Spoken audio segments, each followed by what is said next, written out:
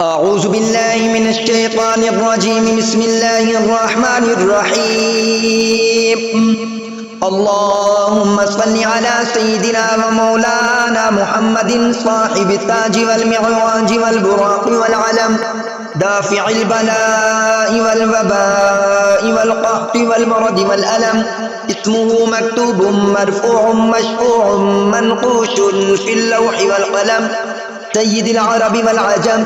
جسمه مقدس معطر مطهر منور في البيت والحرم، شمس الضحى بدر الدجى صدر العلا نور الهدى كاف الورى مصباح الظلم، جميل الشجم شفيع الأمم صاحب الجود والكرم.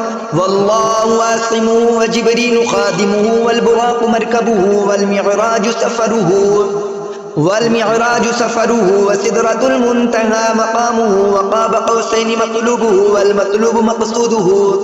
والمقصود موجوده. سيد المرسلين خاتم النبيين شفيع المذنبين أنيس الغريبين رحمة للعالمين، راحة العاشقين مراد المشتاقين شمس العارفين، سراج السالكين مصباح المقربين، محب الفقراء والغرباء والمساكين، سيد الثقلين نبي الحرمين إمام القبلتين وسيلتنا في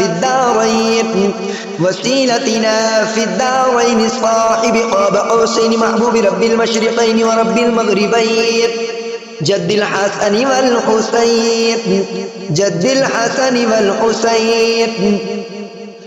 الحسن والحسين مولانا ومولى الثقلين أبي القاسم محمد بن عبد الله نور من نور الله.